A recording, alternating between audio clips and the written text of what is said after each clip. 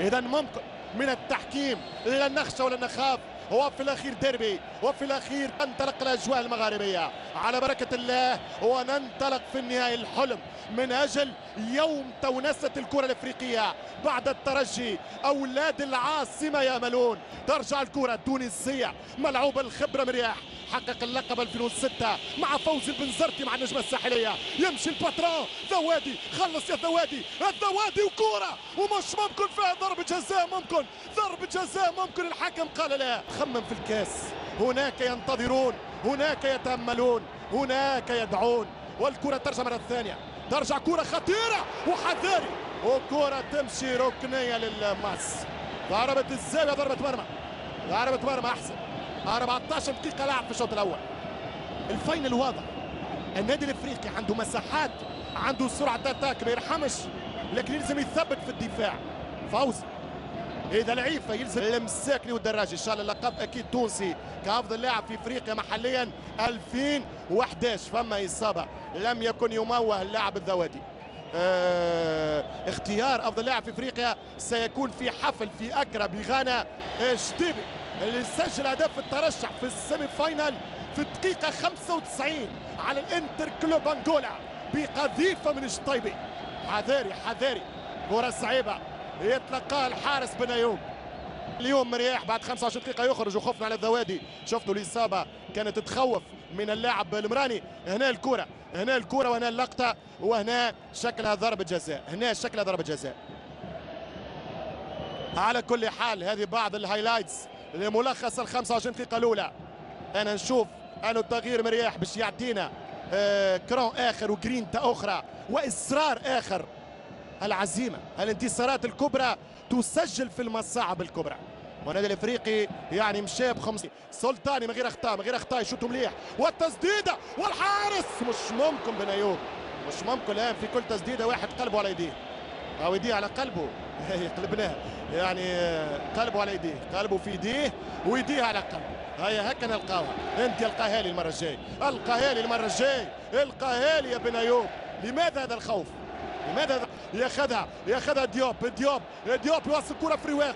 حذاري العيفة، حذاري من هذه الكرة، تمشي أخرى كرة في ظهره، والتسديد والحارس. يا ستار يا ستار يا مانع الاخطار، يا ستار يا جبار يا مانع الاخطار.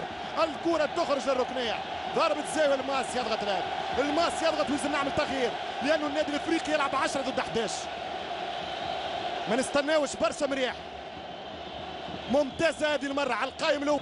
كرة من حجي، كرة لفريق المغرب الفاسي، يمشي حجي وبالراس ترجع من الاكسيس. بعد الكرة من غير اخطاء، سيف الدين بن عكرمي، والتسديدة كما جات اوت، ضربة مرمى.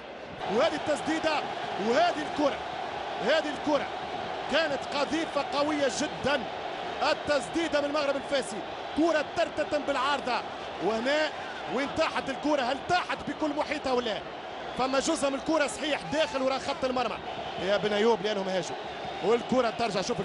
شوف الكرة، شوف التسديدة خطيرة جدا وقوية جدا وممتازة جدا، والعارضة هي المميزة الأولى في اللقطة الأخيرة للمغرب الفاسي. من دومو يغسل كرة الآن، خاف على ساقيها الكسيس، والتسديدة وبرا، والكرة أخرى تسديدة. الحل اللي يلقاه الماس، الحل الأخير اللي يلقاه الماس هي التسديدات. هذه الكرة من محمد ديوب، تسديدة من ديوب السنغالي. 40 دقيقة لعب في الشوط الأول. الكرات آخر الضربات واللعبات، يمشي شطيبي شمس الدين بالراس، والحارس من مرتين. بعد الكرة تخرج سليمة على الأفارقة، تخرج سليمة من النادي الإفريقي. الضغط كبير ورهيب. إن شاء الله الشوط الأول قلت ينتهي يا رب 0-0 باش يعدل بنزرتي برشا أوتار، ويا ريت يرجع العيفة في اللاكس، يا ريت يرجع العيفة في عدلت هدف الكسيس في الذهاب. يظهر لي أنا الخيارين هذوما باش يفرقوا في الماتش. العيفة يرجع محوري، هو لأنه الفريق المغرب الفاسي بدا يطول في الكرة، ويدخل رقيعي بديل السلطاني. ترجع الكرة للمغرب الفاسي، التوزيع والتحذير، والكرة صعبة، وبن ايوب يا ولد، والتسديدة، الهدف الأول عن طريق موسى تيغاني. قبلنا برشا اللعب بطبيعة الحال، وهدف قاتل في وقت حساس برشا. موسى تيغانا يسجل هدف في وقت خايب برشا، هدف في وقت سيء جدا. 1-0 للمغرب الفاسي ليتعادل الماس بنتيجة الذهاب. أليكسيس 1 والماس 1 عن طريق الأجنبي السنغالي موسى تيغانا. هدف أول المغرب الفاسي كان واضح الحقيقة هذا السيناريو نتيجة الضغط المتواصل من الفريق المغربي. النادي الافريقي خسر معركة وسط الميدان، لازم شوية تغييرات الآن التعادل وما زال عندك شوط. كان يفرق برشا 0-0 عن 0-1. هنا يتدخل بن أيوب وهنا فما المتابعة، الدفاع ما كانش موجود، يضرب الكرة موسى تيغانا ويحط الكرة في الشباك. هدف ل0 للماس في آخر دقيقة من الشوط الأول. هدف ل0 المغرب الفاسي. مباراة تشتعل هنا في استاد المركب الرياضي بفاس. 1-0 وفي ذات اللحظة تأتي صافرة الحكم. خسارة ما قدرناش نصمدوا 30 ثانية، في الأخير تتغير الحسابات والمعطيات. 1-0 المغرب الفاسي. 45 زائد 3 موسى تيغانا.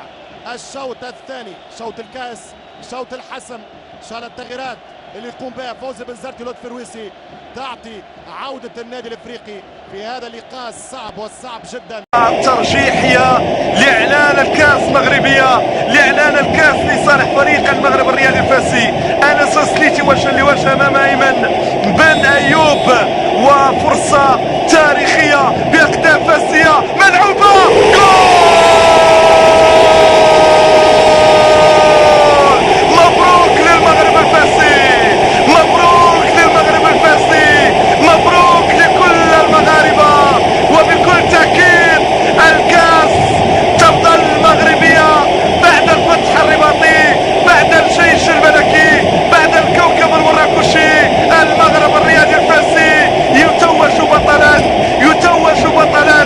مشوار البطولة مر بهذه الشاكلة، مشوار البطولة مر بضربة ترجيحية أخيرة. أنس سنيتي، رشيد الطوسي، الكل يتوج اليوم، الكل يتوج اليوم. هنيئا لفاس، هنيئا للمغاربة عامة، هنيئا للجميع، هنيئا للرياضيين المغاربة، هنيئا للرياضة المغربية.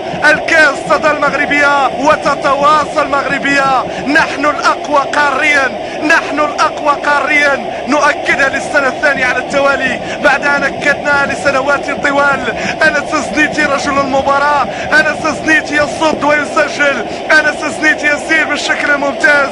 هكذا هي الجماهير. افرحوا، هللوا. مدينة فاس اليوم لن تنام، هي الفرحة الكبيرة، هي النشوة الكبيرة. الفاسيون يتألقون. شوف، يعني لقطة ممتازة، لقطة رائعة، جماهير وفية. تيفو كان في الدخلة كان ممتاز، تيفو كان حضاري. شاهدوا ماذا حدث. حدث أن المغرب الفاسي توج بطلا، توج بطلا. المغرب الفاسي يكون حاضرا في نهائي قوي أمام من؟ أمام النادي الافريقي. هنيئا لك يا رشيد الطوسي، هنيئا لكم يا ابناء مدينة فاس، هنيئا يا شباب، هنيئا لكل المغاربة، وهنيئا للرياضة المغربية. هي الفرحة، هي الفرحة القوية لهذا المدرب. يسجد شكرا لله، يسجد شكرا لله. دعواتك يا رشيد استجابت، وخيبة أملك يا فوزي حضرت. هي الملامح التي تسرد وتقول كل القصص.